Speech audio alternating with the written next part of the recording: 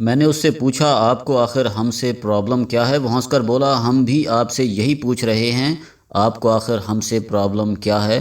آپ نہ عربی ہیں، نہ آپ کی ہم سے کوئی جنگ ہوئی، نہ ہم نے ایک دوسرے کی زمین پر قبضہ کیا، اور نہ ہی ہمارا اور آپ کا کوئی تنازع چل رہا ہے، پھر آپ ہم سے ناراض کیوں ہیں؟ میں نے جواب دیا ہمارا مسئلہ فلسطین ہے، آپ لوگوں نے 70 برسوں میں فلسطینیوں کی 4 نسلیں در بدر کر دیں، ارض مقدس میں کوئی ایسا مسلمان خاندان نہیں جس کے کندھے پر شہداء کا بوجھ نہ ہو۔ مسلمان ایک جسم کی طرح ہوتے ہیں، ایک عضو کا دکھ دوسرے عضو کو محسوس ہوتا ہے۔ ہم پاکستانی اپنے فلسطینی بھائیوں کا درد محسوس کرتے ہیں، چنانچہ ہم آپ کو نہیں مانتے، ہم آپ کو مانیں گے بھی نہیں۔ میں جذباتی ہو گیا، وہ نرم آواز میں بولا یہ آپ کا حق ہے، آپ جسے چاہیں مانیں اور جسے چاہیں نہ مانیں، لیکن میں اگر آپ سے یہ کہوں فلسطینیوں اور اسرائیل کا ایشو آج سے 50 سال پہلے سیٹل ہو جانا تھا، اگر آپ لوگ درمیان میں نہ آتے تو آپ کو کیسا محسوس ہوگا؟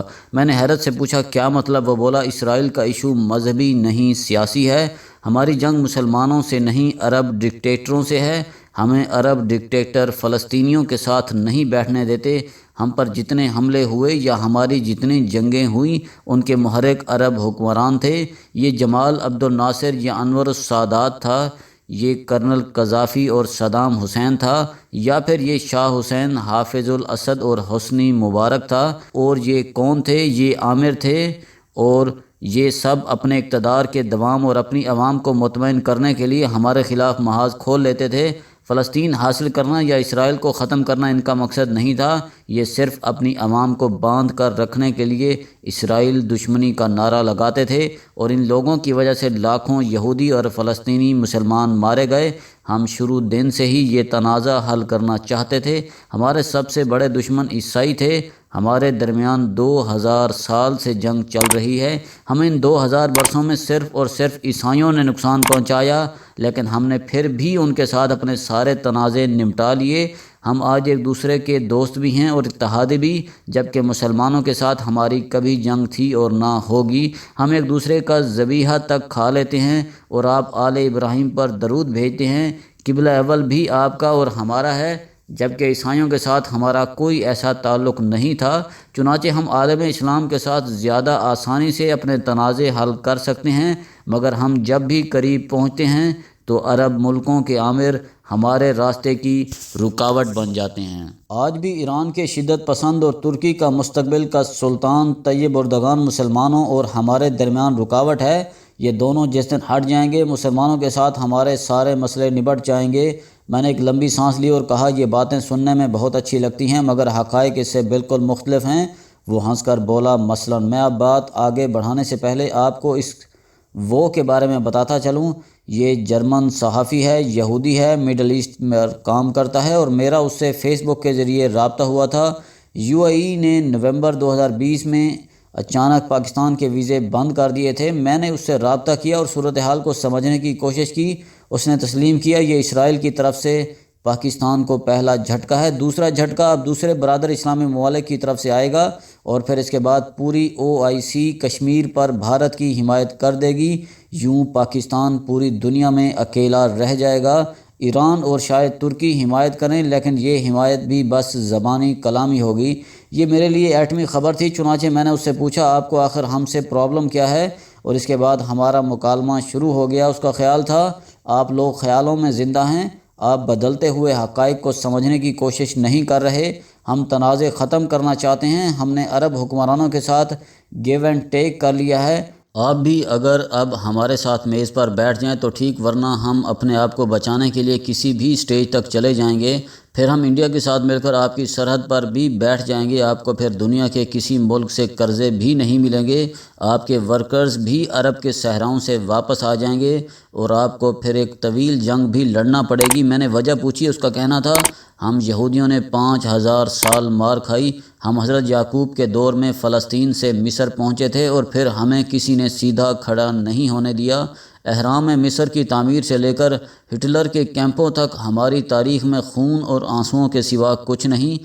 ہم مسلسل 5000 سال مار کھانے کے بعد اسرائیل پہنچے، لہٰذا ہم نے جس دن اپنا پرچم لہرایا تھا ہم نے اس دن نیور اگین کا فیصلہ کر لیا تھا، یعنی اب ہم دنیا کے کسی ملک کو اپنے اوپر ظلم کا موقع نہیں دیں گے، یہ نیور اگین دوبارہ نہیں اسرائیل کا ماٹو ہے۔ ہم نے فیصلہ کیا ہوا ہے، ہم اب تاریخ کو اپنے آپ کو دہرانے نہیں دیں گے اور ہم دہرانے نہیں دے رہے۔ آپ کو اگر یقین نہ آئے تو آپ 1948 سے آج تک ہماری تاریخ کھول کر دیکھ لیں، ہم نے اپنے راستے کا ہر کانٹا نکال کر پھینک دیا، وہ خواہ جمال عبد الناصر ہو، انور السادات ہو، شاہ حسین ہو، حافظ الاسد ہو، شاہ فیصل ہو، ذوالفقار علی بھٹو ہو، جنرل ضیاء الحق ہو، یا پھر صدام حسین اور کرنل قذافی ہو۔ آپ آج کے عراق، لیبیا اور شام کو بھی دیکھ لیں، اور آپ کل کے ایران اور پاکستان کو بھی دیکھ لینا، ہم کسی کو دوبارہ یہ موقع نہیں دیں گے یہ اٹھے اور ہمیں تباہ کر دے۔ آپ کیا سمجھتے ہیں عراق پر صدر بش نے حملہ کیا تھا؟ جی نہیں، کیمیائی ہتھیاروں کا ایشو بھی ہم نے اٹھایا تھا، عرب سپرنگ کے پیچھے بھی ہم تھے، کرنل قذافی کے مخالفوں کو بھی رقم اور ہتھیار ہم نے دیے تھے، اور بھارتی پائلٹوں کو بھی اب ہم ٹریننگ دے رہے ہیں۔ ہم ہی انڈیا کو فرانس سے رافیل طیارے لے کر دے رہے ہیں، اور ہم ہی اسے سیٹلائٹ ٹیکنالوجی دیں گے تاکہ یہ ڈرونز کے ذریعے پاکستان میں آپریشنز کر سکے۔ میں نے ہنس کر کہا، تم مجھے ڈرانے کی کوشش کر رہے ہو، لیکن تم یہ نہیں جانتے ہم ڈرنے والی مٹی سے نہیں بنے۔ وہ ہنس پڑا اور بولا، میں ڈرا نہیں رہا، میں بتا رہا ہوں۔ ہم نے عربوں کو عرب سپرنگ دکھانے کے بعد سمجھایا، آپ ہمیں نہ چھیڑیں، ہم آپ کو نہیں چھیڑتے، آپ اپنا ملک ہمارے لیے کھول دیں، ہم اپنی سرحدیں آپ کے لیے کھول دیتے ہیں تاکہ آپ بھی زندہ رہیں اور ہم بھی زندہ رہ سکیں۔ یہ مان گئے، چنانچہ آج عرب ہمارے لیے کھل رہا ہے۔ آپ بہت جلد UAE کے حکمرانوں کو مسجد اقصیٰ میں نماز پڑھتے دیکھیں گے، آپ ہمیں بھی تبوک، خیبر، مدائن، صالح اور بغداد، موصل اور طرابلس میں پھرتے دوڑتے دیکھیں گے۔ ہم مکہ اور مدینہ نہیں جائیں گے اور آپ دیوار گریہ کی حدود میں پاؤں نہیں رکھیں گے۔ ہم عربوں کے کسی تنازع میں ٹانگ نہیں اڑائیں گے، اور عرب فلسطینی مجاہدوں کو سپورٹ نہیں کریں گے۔ یہ فلسطینی لیڈروں کو اپنی نگرانی میں ہمارے ساتھ میز پر بھی بٹھا دیں گے اور ہمارے باہمی سمجھوتوں کی ضمانت بھی دیں گے، اور بس مسئلہ ختم، پیچھے صرف ایران اور پاکستان بچ جائے گا۔ ہم نے ان کا بندوبست بھی کر لیا ہے، ایران کے اندر لاوا پک رہا ہے، یہ لاوا کسی بھی وقت پھٹ جائے گا، یہ 1-2 سال کی کہانی رہ گیا ہے، اس کے بعد آپ رہ جائیں گے۔ فوجیں انڈین ہوں گی، ٹیکنالوجی اسرائیلی ہوگی، اور OIC نیوٹرل ہو جائے گی، پیٹرول بند ہو جائے گا، اقوام متحدہ چھٹیوں پر ہوگی اور پھڈا شروع ہو جائے گا۔ وہ خاموش ہو گیا۔ میں نے ہنس کر کہا، آپ لوگ پاکستان کے بارے میں شدید غلط فہمی کا شکار ہیں، ہم نیوکلیئر پاور ہیں، ہم آپ کے لیے لوہے کے چنے ثابت ہوں گے۔ وہ ہنس کر بولا، میں آپ کو بتا چکا ہوں ٹیکنالوجی ہماری ہوگی، اور اس ٹیکنالوجی کے ہوتے ہوئے ایٹم بم چلانا آسان نہیں ہوگا۔ میں نے ہنس کر کہا، اور آپ لوگ یہ چاہتے ہیں ہم آپ کے دباؤ میں اسرائیل کو تسلیم کر لیں، ہم فلسطینیوں کو بھول جائیں؟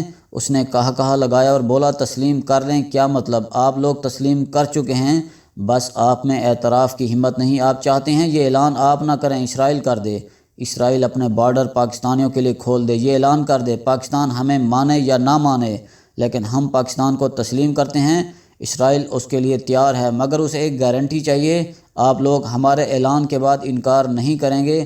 ہمیں خطرہ ہے، ہم آپ کو تسلیم کر لیں گے، لیکن آپ اس کے بعد ہمارا دوستی کا ہاتھ جھٹک دیں گے، اور ہم یہ بے عزتی برداشت نہیں کر سکیں گے، ہمیں اس کے بعد آپ سے لڑنا پڑے گا۔ دنیا میں صرف 2 ملک ہمیں گارنٹی دے سکتے ہیں، مگر یہ دونوں اس وقت آپ کے قائدین پر اعتبار نہیں کر رہے، یہ دونوں جس دن حامی بھر لیں گے اس دن اسرائیل اپنا ہاتھ آگے بڑھا دے گا اور پاکستان ابوظہبی میں معاہدے پر دستخط کر دے گا۔ وہ خاموش ہو گیا۔ میں نے پوچھا، اور اگر یہ نہیں ہوتا تو؟